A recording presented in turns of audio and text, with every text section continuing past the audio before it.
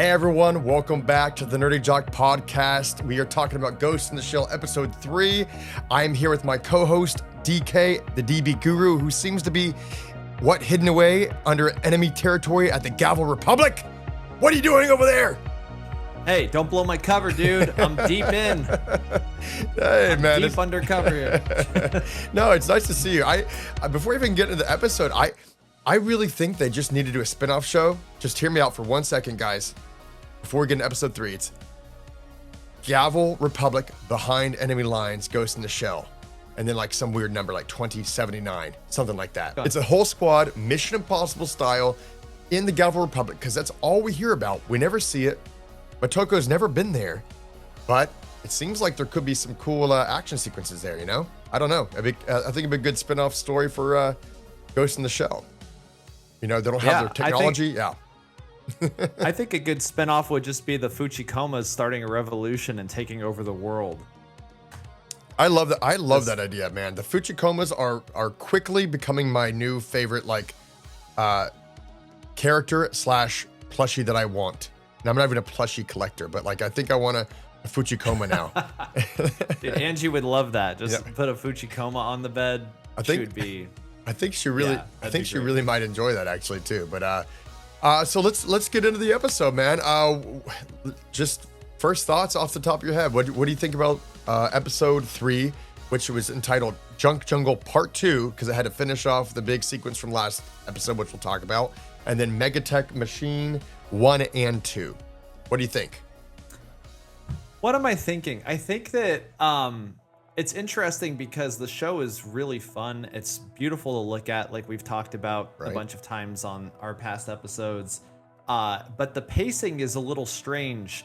I don't know if it's because chapters vary in length. Some are longer than others, or maybe certain arcs span across multiple chapters. But in an effort to be truly, I think, faithful to the material, this episode was like 4 separate stories. Yeah. I mean, even the continuation of the Junk Jungle chase from last week, it was over so quickly.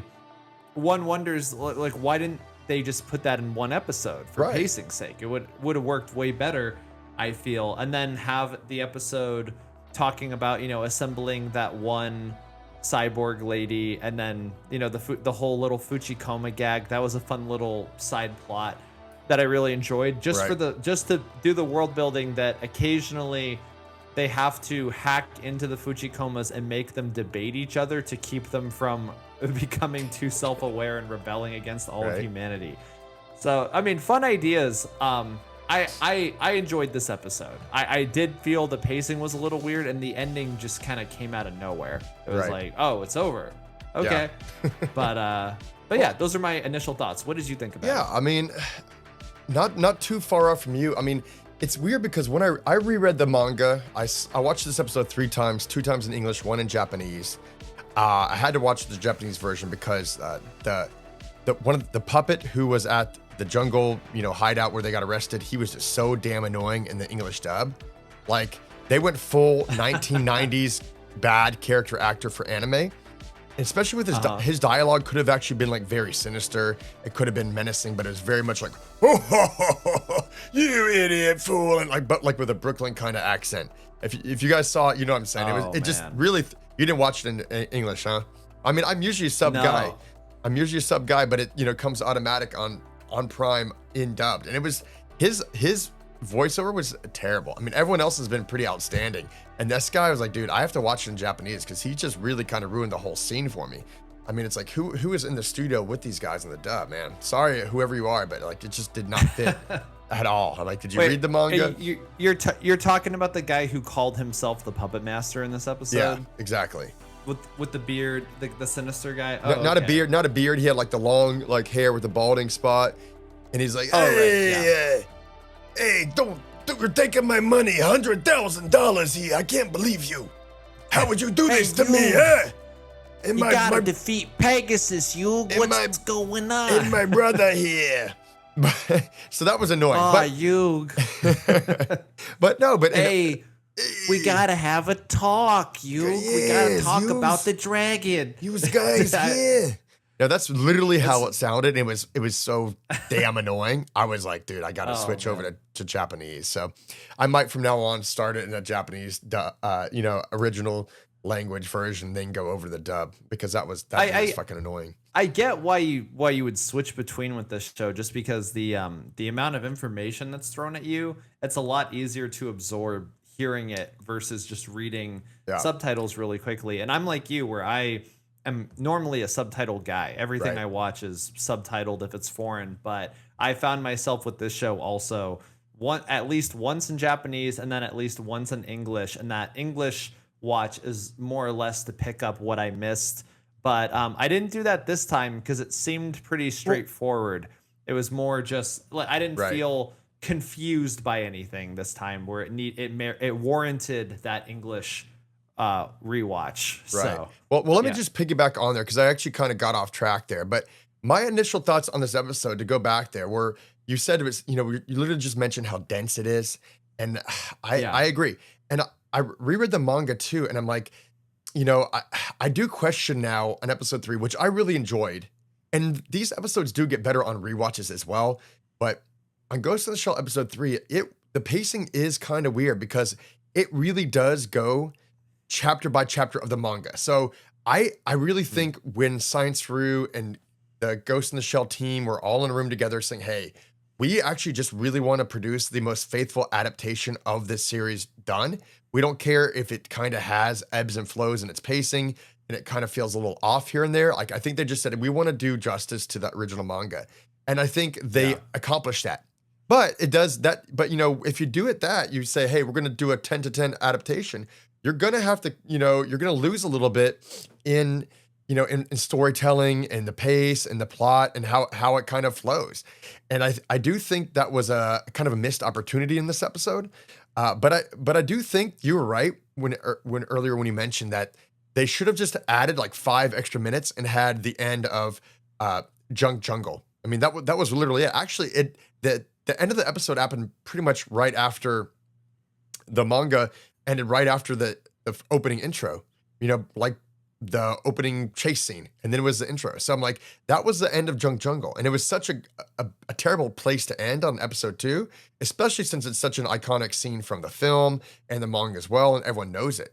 And I just thought that was a missed opportunity there. They should have said, you know what, let's let this episode run 28 minutes instead of 22. Give it the extra 5 minutes, let it do its thing, and just start fresh with Metal Mechanic, whatever. That's my opinion. I mean, well, I guess actually did have. I mean, it's streaming anyway, right? Yeah, it's streaming anyway. It's on streaming.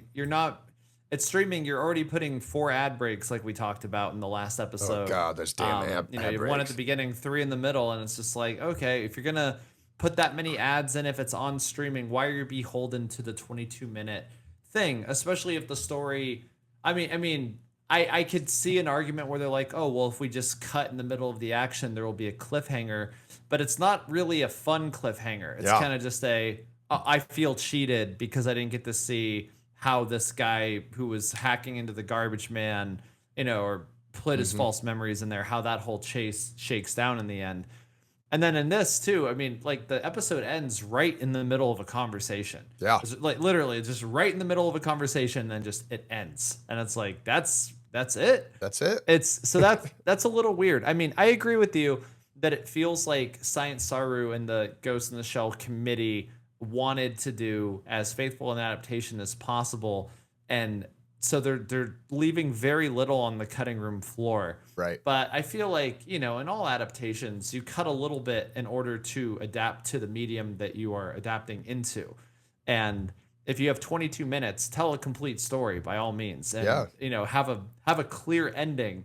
I think that would just improve the pacing a little bit. But all of that said, I mean, visual feast of an episode. Let me just break down the opening sequence, which is the finale from the last episode, right? So Kusanagi and the Fuchikoma, the Togusa, they're chasing down one of these puppet guys. There's a huge shootout, and everyone is super, super excited from the last episode to see this scene because it's famous from the film, right? This was actually one of the things they did adapt from the film pretty closely. And you're like, okay, what's going to happen? Now, I reread the manga today, and in the manga, the panels, they are pretty much like you know, every shot, it's not like landscape shots. It's all little rectangle panels, and they're all pretty much like shoulders to head, very mid shot kind of manga panels. So to see them expand out into a huge, like really gorgeous action-packed sequence, kind of like a Spider-Man-esque kind of parkour scene in there, was really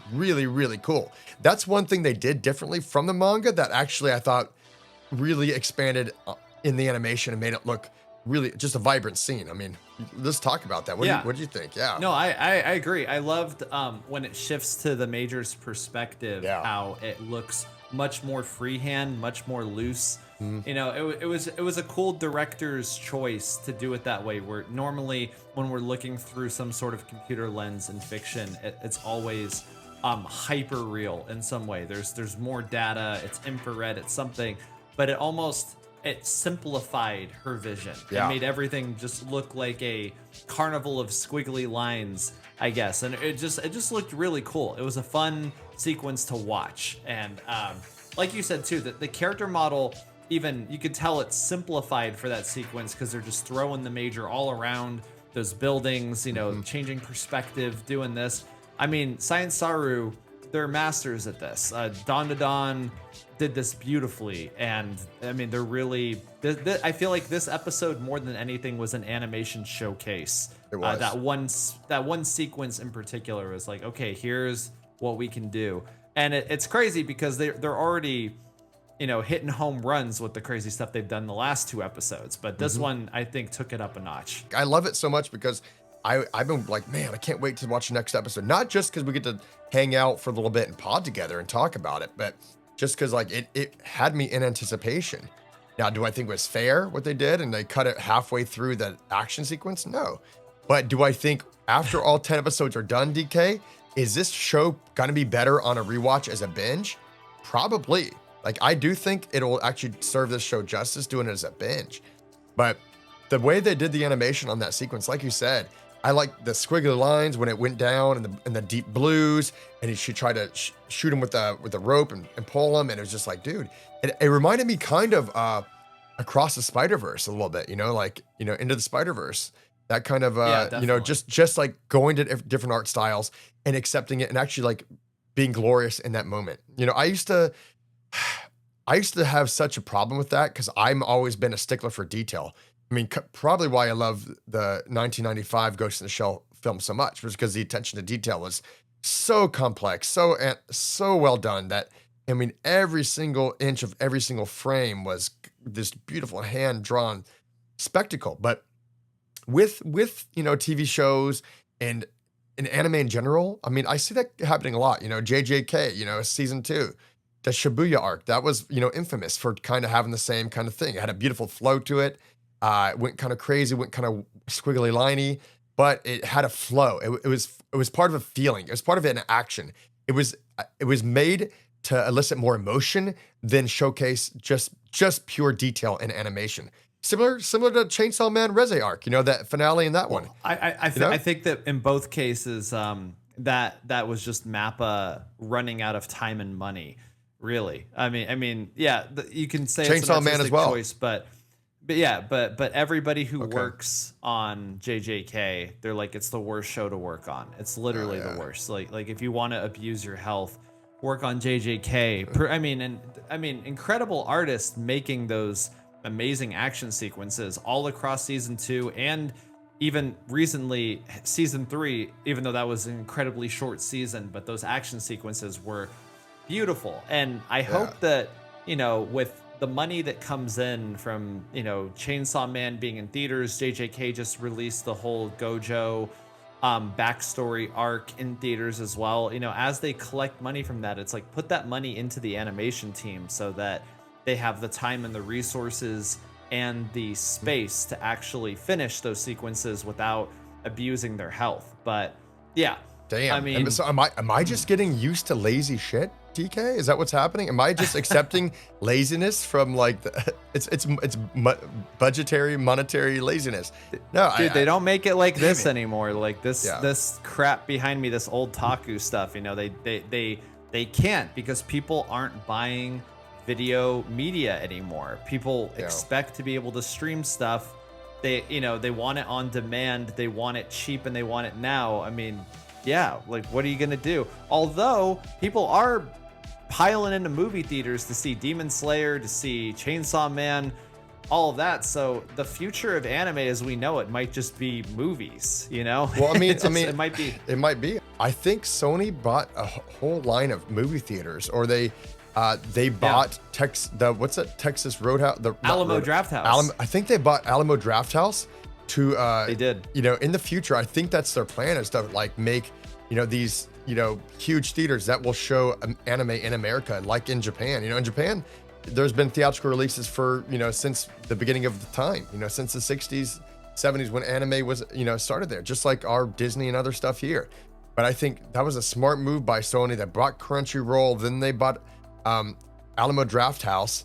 So it's like, hey, we're going to invest there. And I guarantee you in the next 5 years, you're going to see a lot more anime films, feature films in theaters that you don't see here. But they're already doing a good job of that anyways. But enough. I think that, yeah, they wanted like a monthly or bi-monthly anime programming block that people could have a place to go to. You go to Alamo Drafthouse, you see, even if it's not a movie per se, I think even just a binge of a part of a season, I think, was the idea too. You know, whatever's popular, whatever's going to get butts and seats and people out to a theater. You know, you can get food, you can get beer, you can watch whatever anime you're watching with your friends on the big screen, and it's like people will spend money on that. If you know, if ticket sales for what we've been seeing, I mean, it's funny because Toei is still so conservative with Dragon Ball. They don't do worldwide releases whenever they release a new movie. So dumb. It's so dumb because everybody has to wait 6 months and then they've already pirated it and they've seen it. And that's just the unfortunate reality of the world. And you know what's you know what's funny, DK? No, I'm going to interrupt you real quick here because it's funny because we were literally talking about on the last episode, which you guys should check out if you haven't watched them, catch up.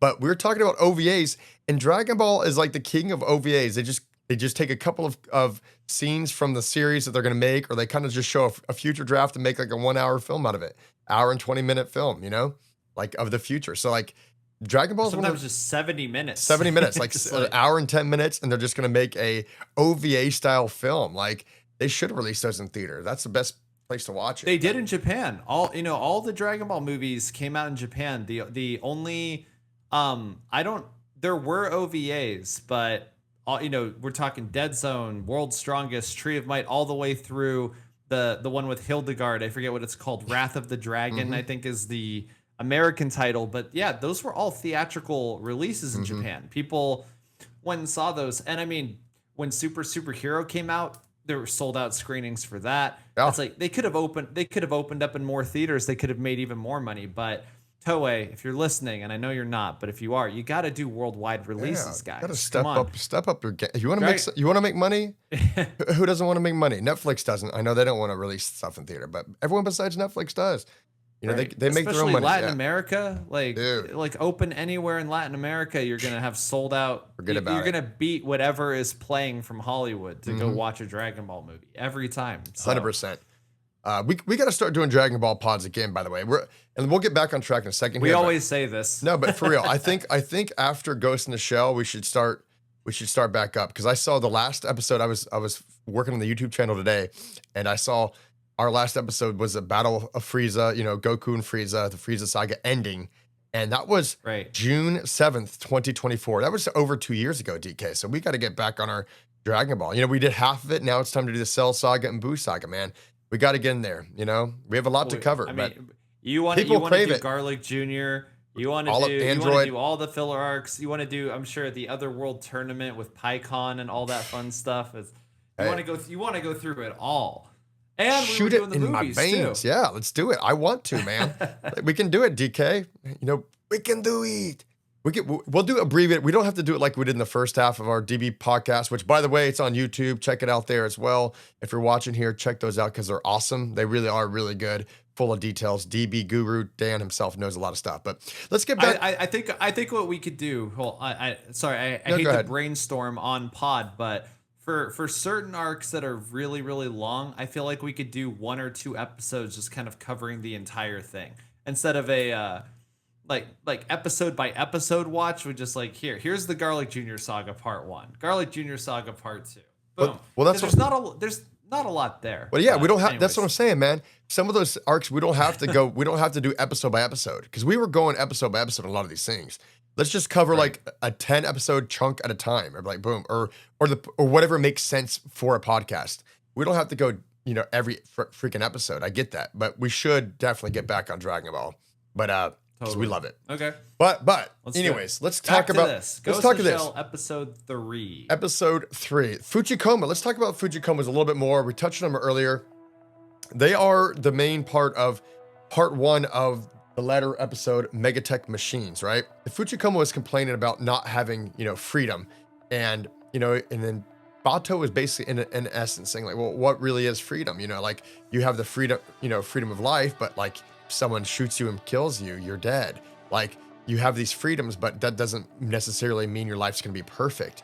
And he also said, there's people in other, countries and villages who are starving and they have the freedom to eat, but they don't have food to eat. So it's like what really is true freedom? The Fuchikoma made this really snide and really, nihilistic remark saying, wow, he's like, no wonder why you guys created AI.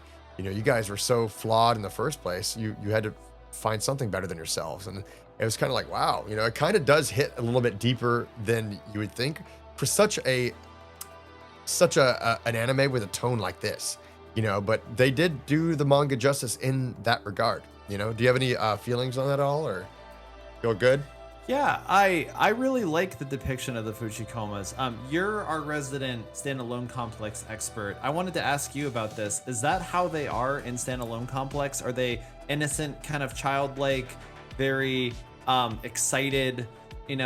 Because if not, I was gonna say I should give some props to Arise, because Arise was how they were portrayed in Arise, and I have talked a lot of crap about Arise for various things, but if they got the Fuchikomas right in that, and if they were the first to do it, then like heck yeah, awesome. But yeah.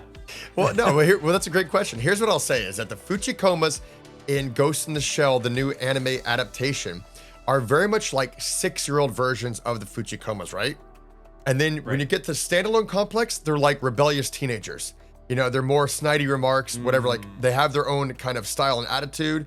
The Fuchikomas right now, which are just very playful and energetic, and they're just curious about life. And Arise is kind of, like a little older version of that too. They're a little more playful. And then you got the film, 1995 film, where the Fuchikoma is just like, I'm a tank. I am tank. Just a tank. Yeah. I'm tank. Yeah, that's it. And then, so it's cool to see. Yeah. So every adaptation has a different take on the Fuchikomas. But I do think, I want to say that like this adaptation has done the Fuchikomas the most justice, not just because they're close to the manga, but because they have a lot more personality and they're a lot more fun to watch. And it's a lot more interesting to have them as characters in the series. They're not just vehicles to use like a taxi, like a mobile tank. They're actually, have a lot of personality. So I think that's a lot more cool that they're doing with this series than they have in any of the other series that I've seen so far. So, yeah. Well, that bit that I mentioned before, the revolution bit where they were talking about overthrowing humanity, that was my absolute favorite part of this episode. It was so funny. Yeah. I loved the landing where the Major's like, yeah, we gotta make them have debates like this every once in a while. That's just how we keep them in line. And I love in general how the Major is constantly checking everybody by hacking into them. Yeah. Like for Togusa, she has to hack into Togusa to actually be a good shot. She has to hack into her own Fuchikoma, who innocently is trying to kill the guy that they're chasing by aiming at its head and get it to shoot him in the leg. And it's like, why did you do that? You made me miss. And it's like, yeah, because you were aiming for its head, idiot. We don't want to kill him. I like this version of the Fuchikomas. I could see somebody online already being like, these aren't what Fuchikomas are. These innocent, dumb, funny, cute things. They turned the badass tank from the movie into a Pokemon, basically. It's like a cute little Pokemon. And I mean, but if that's how they were in the manga, it's how fun they are. to see them rendered this way. Yeah. I know. I'd say my rankings would be for Fuchikomas, and I would say Ghost in the Shell anime, the new anime series on Amazon Prime is my number one. I would say probably Standalone Complex 2. They have a little more gravity in that series than they do in the film. And then I would say maybe Arise, and the film is last so far. And I haven't seen 2045 yet, so I apologize on that. But yeah, I would say they're definitely number one in my book. And they're look, they're fun. Like, I mean, it's the tone is different here, guys. This is just like the manga. The tone is light. It's fun. Don't hate it. Enjoy it. Just embrace it. Just Reddit. Embrace it, Reddit. No. I don't know. That's all I have to say about the Fuchikomas, I think. Okay, let's talk a little bit here about that second part. How did you feel when you watched them, build the new cyborg being in Megatech Machines Part 2? Yeah, this cool. was another world building dump. Yeah. But it was cool because I've always had questions from that building the cyborg intro to the 1995 film. Yeah. It is why does, when she goes through this thing, does she just have skin and then she gets plunged into another thing? How is that making skin? How is that making texture? How is that making details? And this was a pretty Matrix level cool explanation of how they do it, where it's like, okay, first it just kind of goes on rough, right? And then we plunge them into this liquid, and then the micro machines in the liquid start forming it and getting rid of all the bubbles, start getting rid of all the impurities and everything that's messing it up. And then it goes into the mold for a day, and then it just comes out, with grown hair and exactly the way it's supposed to look. And I was like, that's a really cool bit of world building. I really actually like that. It changed how I see the intro to the film in that way, because now I'm like, oh, she goes through the polymer, then they plunge her into the thing, and the micro machines are forming it around her and all that. So yeah, I thought it was cool. It was a cool description. And I also liked that the button was that they didn't know what this thing was going to look like when it was fully done. Because it just, a day later it comes out and it's like, oh, wow, that's what it looks like. Great. Yeah, a unique one, a first of its kind. They do have like mass copies and stuff, but that particular model was going to be its own kind of thing. It was kind of cool to have like a Bill Nye the Science Guy corner, moment, and just like say, hey, let's go into detail and talk about how this nanotechnology actually makes you it has hypersensitivities. It's pretty cool. I mean, it adds like a little extra depth to the story, like you said.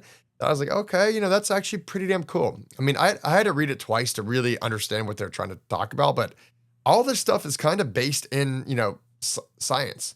Shiro Masamune, he did a lot of research before he wrote this. I mean, he's a big science guy, so you'll see his notes all through this book, in little details, like talking about what they went through and what they were designing. And hopefully I don't open up to like a bad page here, but you'll see in just expansive detail about the studies and the technology that's gone into it. It's cool to see that, like, even though this stuff is far-fetched, not too far away. So it's coming whether we like it or not, guys. And yeah, and with respect to the thing about show don't tell, I think that a better rule of thumb, because there are no rules, if it works, it works. But I think a better heuristic then would be, it's better to show than to tell. But in some cases, you can't avoid it. Imagine The Matrix if they never explained anything. Right. That is a movie that, and very much like a novel, you kind of have to have everything explained to you as you go. I mean, everything from why do my eyes hurt? Because you've never used them before. That movie is all about the ideas, and this show, and again, the manga, is this guy has this incredible world building, these incredible geopolitics going on, and very, very detailed technical explanations of the technology that is everywhere. And I think that in this case, it really enhanced it for me. Yeah. Maybe because I was mapping it onto the film, and I was like, oh, okay, this makes that make more sense, versus like she just comes up through a goo and then she has boobs.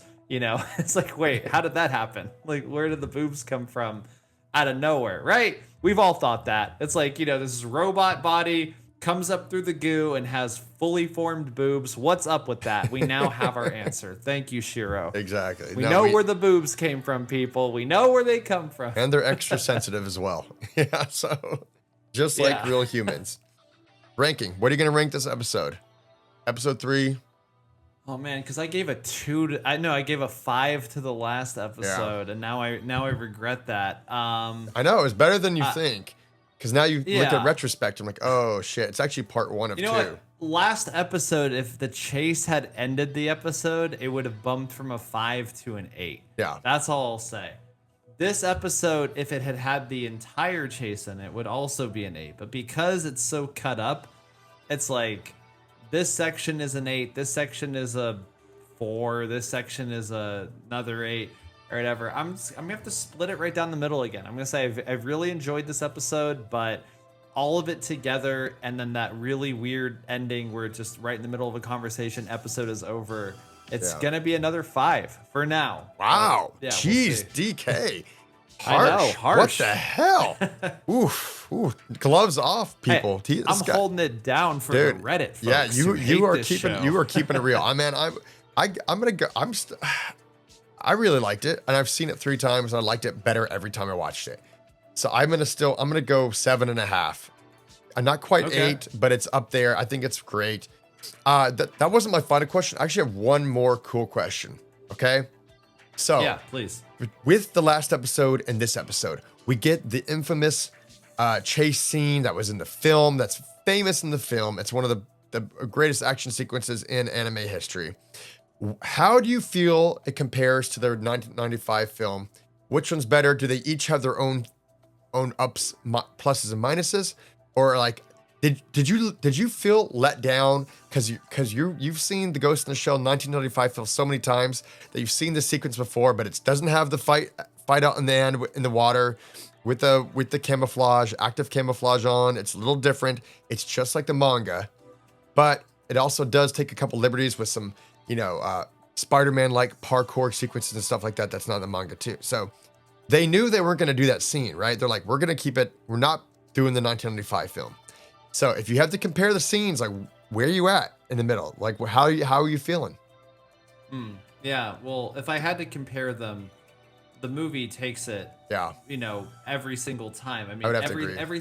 everything about how the tone of it feels, the stakes, all the cool little animation things, like when the Major jumps up on the roof and it just collapses almost under her weight, showcasing that body. Bato in the wet market, the running through the alley, just seeing the plane fly overhead, and then just everything like you were talking about when we were talking about the movie, how this feels like such a lived-in world. Right. You're in this world and it just feels so real, and that adds something to it.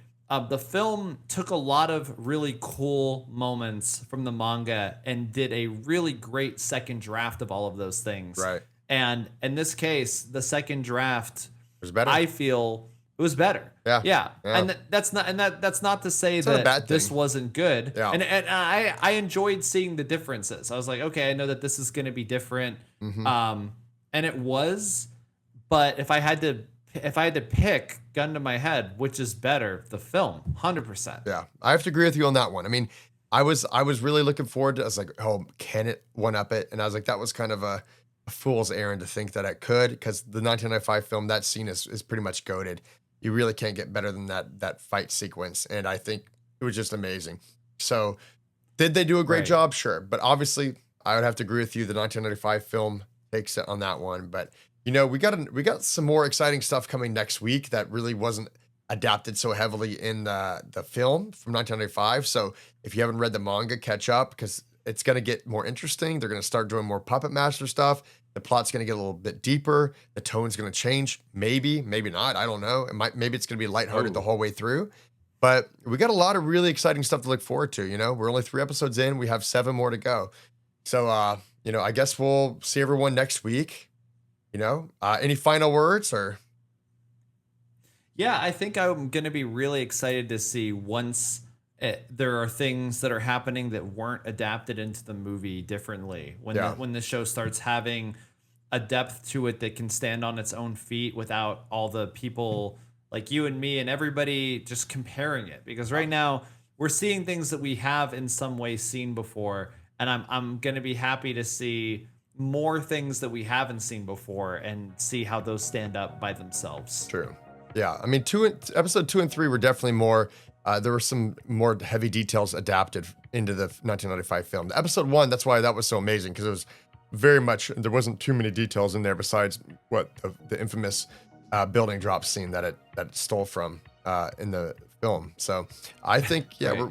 we're headed in a new direction, and it's gonna be awesome. So I'm super stoked. I do got to plug the channel, guys. Like and subscribe. We know you're watching. We're very thankful for that, but we need your subscriptions. We need you guys to just like us, watch the videos. We got some great Dawn to Dawn content right now. I am doing a manga chapter by chapter read through. They're like 5 to 7 minute episodes long, so they're not hard to get through, and they're awesome. I do a really good job of it. It's fun. It's a manga read along for Dawn to Dawn, starting on chapter 72, where season 2 ended, and we go straight into where season 3 is going to start. So we've already done 20 something plus chapters on the YouTube channel, nerdyjock_media. So come in there, check it out, get up to date on Dawn to Dawn. So we're doing that as well. So a lot more cool stuff coming in the future too. So that's about it. I'd say, thanks for joining us, and we'll see you guys next week on the Ghost in the Shell watch along, the action pod. All right. All See right. you next week. See you next week.